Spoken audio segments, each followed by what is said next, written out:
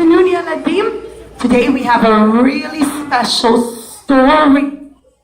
It's all about how Hashem is always watching over us. And whatever Hashem wants to happen, that's going to happen. And you can't make it stop. We have to know that everything is in Hashem's hands and He loves us and He's watching over us. Some of you heard yesterday the story of Rabbi Akiva, remember? You remember the story yesterday we said? Maybe only Kitty Camp heard it. We told the story of how the lion ate up the donkey and the rooster got chased away by the cat. And in the end, Rabbi Akiva was left all alone. But who didn't find him at the end of the day? It was the pirates, right? We learned that story yesterday. Today, children, it's a story about Shlomo Hamelech. When Shlomo Hamelech was young, Hashem asked Shlomo Hamelech, he said, Shlomo Hamelech, I love you so much. You're such a big tzaddik. I'll give you anything you want. Do you want to be very, very rich? And Shlomo HaMelech said, no, thank you, Hashem. It's nice to be rich, but that's not what I care about. Do you want to be very, very handsome? And Shlomo HaMelech said, well, that's nice too, but that's not what I care about. Hashem said, do you want to live a very long life? And Shlomo HaMelech said, that would be wonderful, but that's not the most important. So Hashem asks Shlomo HaMelech, what do you want? And Shlomo HaMelech says, please Hashem, I want to be the wisest man who ever lived. So that I can understand you, Hashem. So I could learn the Torah, and I could understand you, and I could be close to you. If I was very wise, I'd be able to understand you. And so Hashem tells Shlomo HaMelech, okay, I'll give you your wish. And Shlomo HaMelech becomes the wisest man who ever lived. Shlomo HaMelech had a very, very beautiful daughter. Her name was Abigail. This Abigail was considered the most beautiful girl, one of the most beautiful girls who ever lived. She was a princess. She was a daughter of the most mighty king. Shlomo HaMelech was very rich and very powerful, and he ruled over many countries. And he had connections with over 1,000 countries. And his daughter Abigail was considered the most beautiful and the most important girl in all the lands. And Shlomo HaMelech said, I'm going to find a very rich man for Abigail to marry. A big Talmid Chacham, big tzaddik, but a big powerful man. But children, one day Shlomo HaMelech goes to sleep. And he gets a vision. He gets to Ruach HaKodesh, a vision that tells him that his beautiful daughter Abigail is going to marry the poorest man who ever lived. The poorest man in the land of Israel. He'll be a very good man, and a very kind man, and a Talmid Chacham, and a person who keeps Torah and mitzvot very well, but he'll be very poor. Shlomo HaMelech says, what? Oh my goodness, my daughter Abigail, she is the most important girl in all the lands. She is my precious princess, my daughter, and she's the most beautiful. And she's going to marry the poorest man in the land of Israel? No. I'm going to try and stop it. I want to see if I can stop Hashem from making her get married to the poorest man in all the land. Now children, it wasn't so much also that Shlomo HaMelech cared. It's more he wanted to make a test. We're told that before we're born, Hashem decides that this boy is going to marry this girl. And there's nothing we can do to stop it. If that's what Hashem wants, that's what's meant to be. So, what does he do?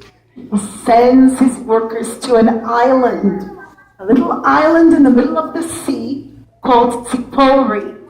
It's off the coast of somewhere in the Mediterranean Sea, not far from the land of Israel. And you have to travel by boat to get there. And he made them build a big, beautiful castle, like a big palace.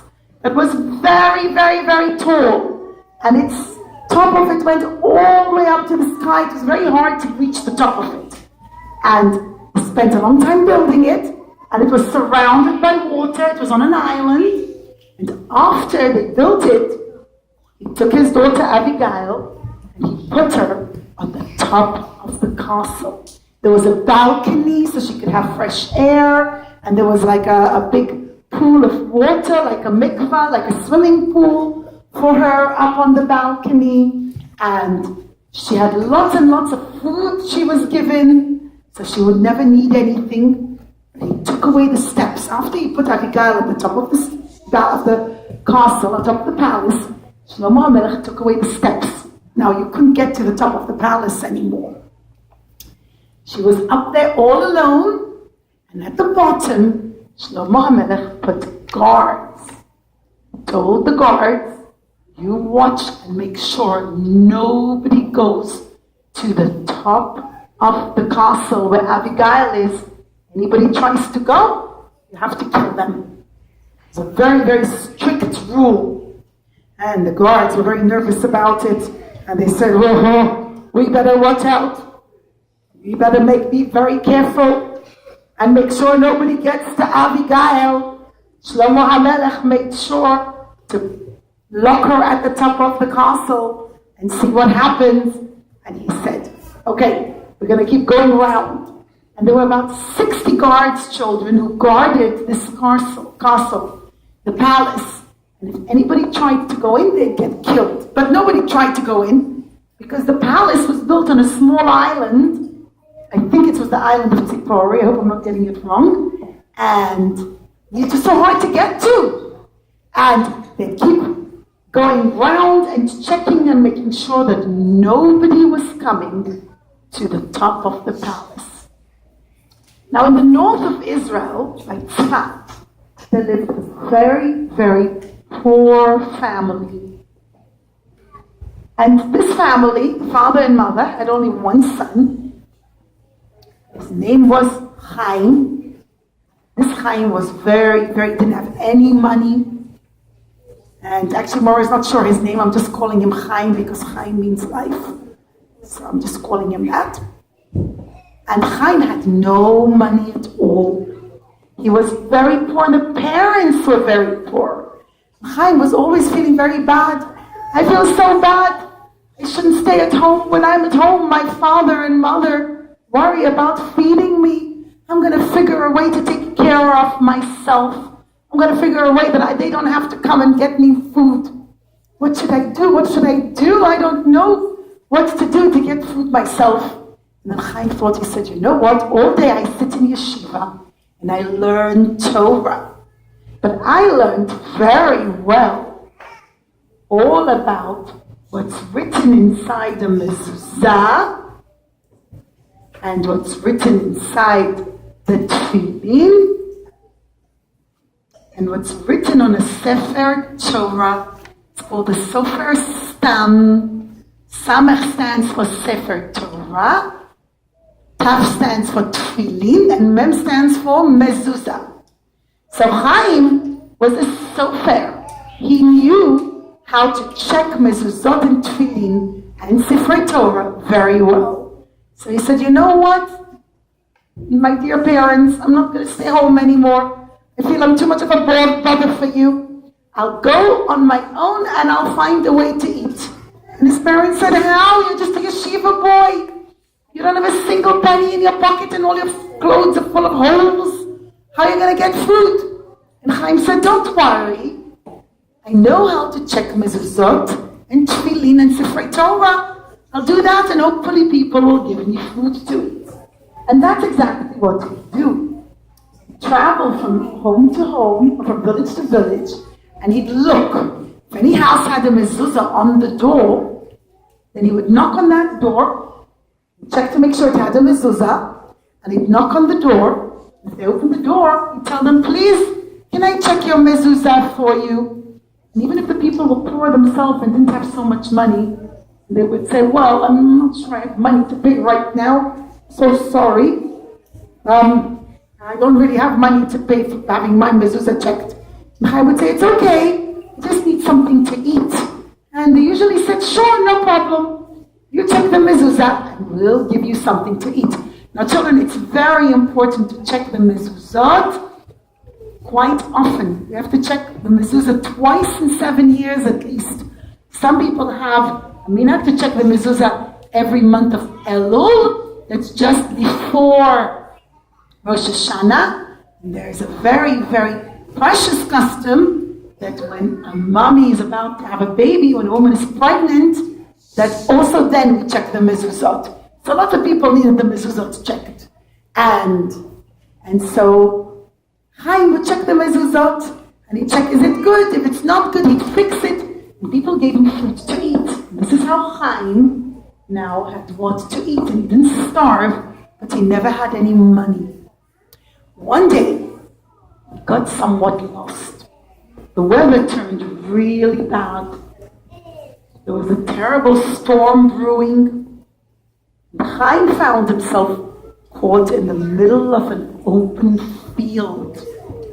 He didn't know what to do. He kept wanting to try to reach houses, what looked to him like houses. But the further he reached, the more he realized those are not houses, they're just some trees. So he kept on walking and he kept on walking to what he thought might be another village. But as it got dark, he realized he didn't reach any village. He was still out in the wilderness, among some hills, in an open field. It was very unsafe. To be out in the wilderness would be incredibly unsafe, especially in a thunderstorm.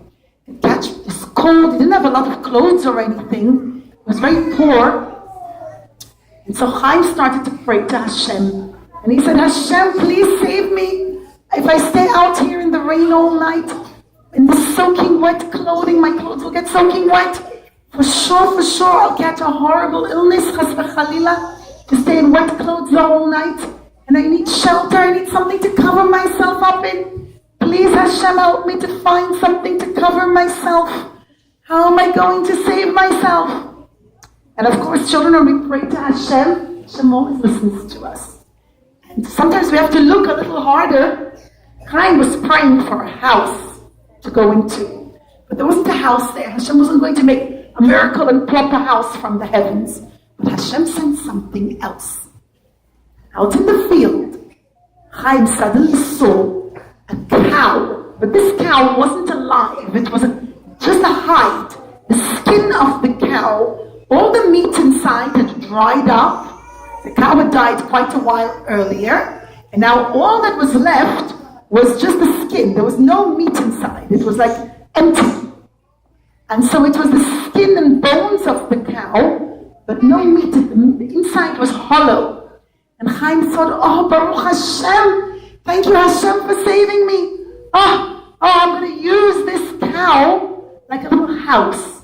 I'll climb inside. He went inside and covered himself by the hide of the cow. Cows are quite big. And a person could probably wrap themselves up completely in the hide of the cow, in the skin of the cow. And now he was shielded. The skin of the cow is like a leather that the water doesn't go through. And he was completely warm, comfortable, so tired. He said his Shema and he started to fall asleep.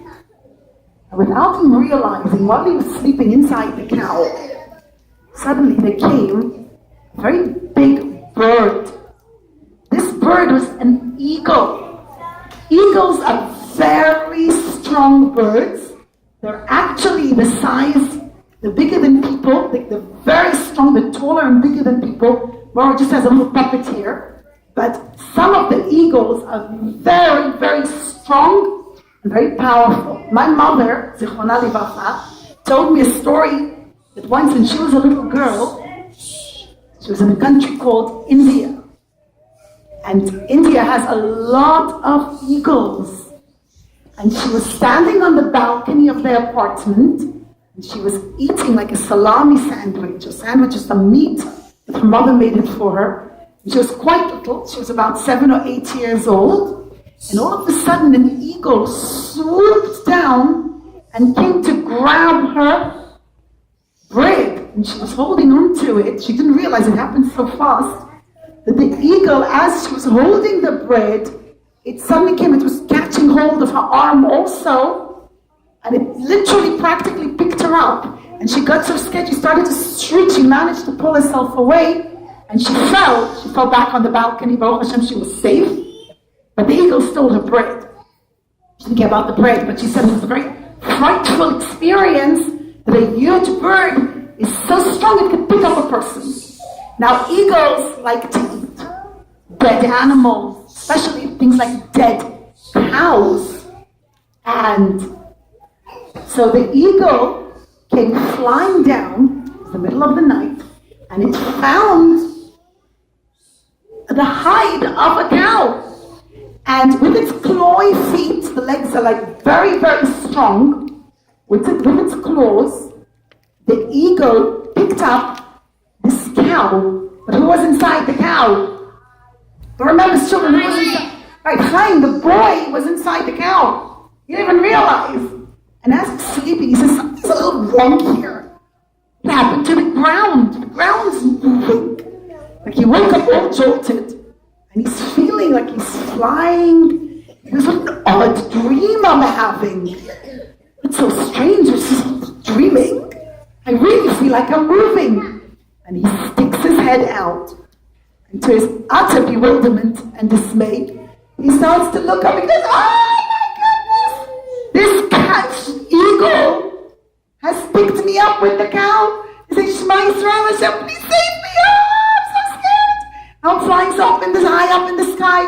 The eagle flew and flew and flew with Chaim until it reached none other than the island of Tzipori, where Abigail was, all the way at the top of the castle. And the eagle drops the cow, and Chaim quickly climbs up to the cow and goes in the corner. And he goes, oh, Hashem Yochem. And the eagle started to eat some of the tiny bit of meat that was left on the cow, but there wasn't much left. And the eagle flew away. It left the dead cow with Chaim on Abigail's balcony. And he's like, how'd I get out of here? Oh, what a tall tower. What's it doing here? I don't see any other buildings around. Oh, this is scary. Oh, Hashem, please help me. Oh, but look, that's interesting. The door has a mezuzah. Oh, Baruch Hashem, there's a door to the balcony going into her room. Because I'll wait quietly in the corner, and I won't say anything, and I'll wait for the people inside the tower to wake up. And Chaim sat in the corner waiting. And in the morning, like every morning, Abigail woke up to go outside on the balcony to wash her hands and face from like the water she had there, to eat breakfast and to daven. She comes out. She comes all ready to daven, and she modeh and davening, and Shema Esrei. Ach tzadikim yodu lishmecha yesharim et panecha. She finishes davening. Oh my goodness! Oh, how did you get here? Well, it was a bit of a strange story. A cow brought me here. What? Are you crazy? Do you know who my father is? My father is Shlomo Hamelech. What do you mean a cow brought you here? Well, actually, an eagle carrying a cow brought me here. Oh no, my father is going to get so angry. Oh, he was very worried that a very, very poor boy, dressed in schmutter clothing, covered with holes in it, is going to marry me. Oh, I am so sorry. No, I didn't come to marry you. I mean, I've got clothes covered in holes, and I'm wearing schmutters, but no, I didn't come to marry you. I just got stuck up here. She goes, oh dear, we're all the way at the top of the castle. How are you going to get out? I don't know, I'll use the steps. What are there? No stairs. You're stuck here. Oh no, oh, what should we do? Well, children, Chaim and Abigail were trapped together at the top of the castle. And the Gemara tells us that they decided to get married. Now the Gemara brings this story to teach us something very, very important. If a boy wants to get married to a girl, he can't just say, okay, you come with me, let's go live together. The Gemara teaches us that a Jewish girl, all Jewish girls are princesses. And they're not allowed to just go live with a boy alone in a house or something. He he has to give her what's called a ketuvah. A ketuvah is a special written document that says that he's going to take care of her, he'll give her food, he'll take care of her clothing, he'll take care of all her needs, and that he'll respect her, and that she's like his wife. She's not just a girl living with him. And Torah teaches us that Jewish girls are very precious, and they're all princesses. Now Chaim and Abigail were trapped together at the top of this castle, and to write a ketuvah, they needed something very important. They needed something to write it down on. Chaim didn't have any paper. And Abigail didn't have any paper. She had lots of food to eat, but you can't exactly write a ketuvah on a banana peel. So they didn't know what to do. And Chaim looks around, and he goes, you know what? The skin of the cow that got left behind, the skin, it's like a hide. I'm a sofer. I know how to make parchment out of animal skins. And he worked on the skin of the cow, and he created what's called klaf. Klaf is a kind of parchment paper that we write Sifrei Torah and mezuzot and tefillin on. And Chaim wrote the klaf on it. On the klaf he made it, he prepared it.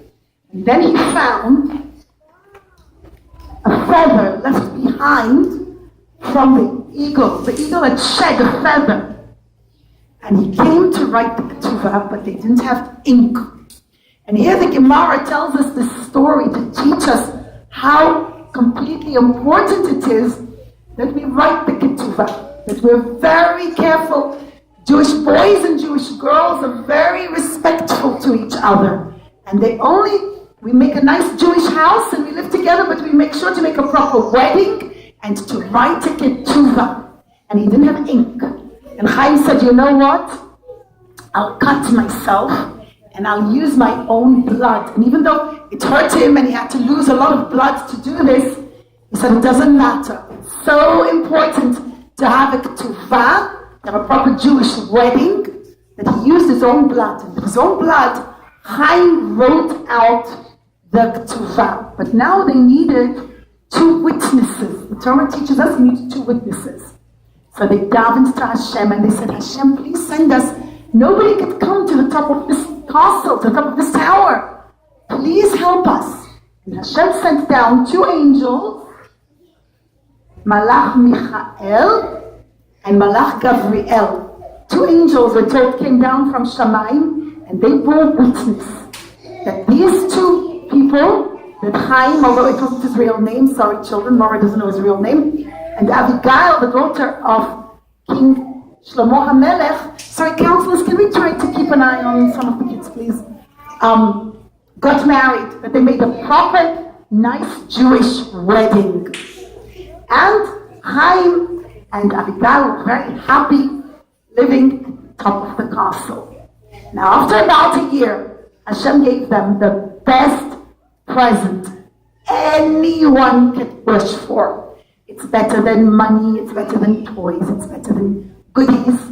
Anyone could wish the best present in the whole world that a boy and a girl or a husband and wife can wish for. Who can guess what it was? What Hashem gave them? A what? Louder, what was it? Right, a baby. And about a year later, Baruch Hashem, Abigail gives birth to a healthy, beautiful baby boy.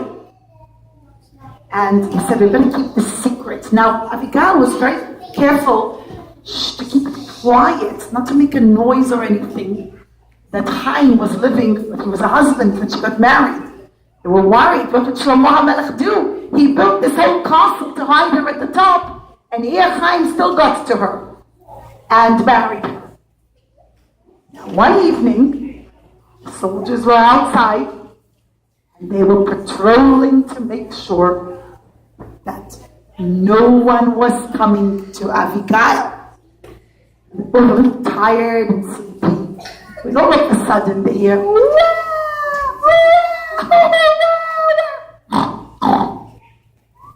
wake up! Keep crying like a baby in your sleep. Oh, I didn't, and I wasn't sleeping. I was patrolling. You were sleeping. No, I wasn't. No, you were definitely sounding like a baby. The baby. Yes, you were. Shh, be quiet. quiet and let's patrol. He started to walk. He heard, oh, stop it, you keep crying like a baby. Was it me? You were the one crying like a baby. No, it was you. And they kept hearing the baby crying.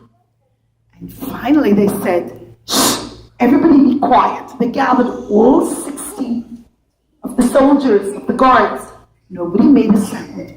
And sure enough, they could hear a baby crying. They're like, 1 minute, where's this baby sound coming from? They look at the top of the castle. They say, oh, it's coming from the top of the palace. But how'd the baby get there? Who let the baby in? And I didn't. Nobody let the baby in.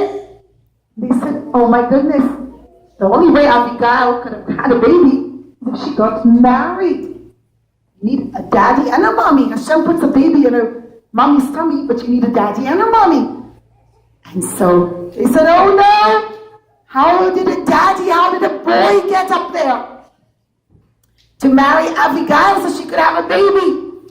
And they went to the top of the castle. Well, they called Shlomo Hamelech, sorry. Shlomo Hamelech came, they couldn't get there, and he said to go bring a ladder or build the steps again. However he got to the top, Shlomo Hamelech said, comes in, lo and behold, he finds Abigail and her husband Chaim and their baby. And he said, how did you get here? Who did you bribe? Who let you? It was on pain of death for anyone to come into Abigail's palace. And Chaim said, oh, I didn't bribe anyone. I don't have any money. I'm probably the poorest boy in all the land of Israel. And Shlomo HaMelech said, so how did you get to the top of the palace? And he said, well, I told him the whole story. An eagle came, I was hiding inside a dead cow, and the eagle came to eat the cow, and it took me and it brought me here. And he showed Shlomo HaMelech the hide of the cow. He also showed him the ketuvah that he gave to Abigail, and how he made a proper Jewish wedding. Now they got married. And Shlomo HaMelech said, you know, I made a test. I wanted to see if I could stop you from marrying Abigail, because I saw in Ruach HaKodesh that the poorest boy in all the land will marry my beautiful princess. And I was trying to stop Hashem from making it happen, but I see that Hashem knows what's best, and if Hashem decides that two people are supposed to get married, no matter what, it's going to happen. And that was one of the stories that happened. And after that, of course, Chaim and Abigail didn't have to stay in the palace alone, and Chaim wasn't dressed in shmatis anymore. Now he became a big prince. Chaim and Abigail lived together and built a beautiful Jewish home together. That was the story. Thank you, children.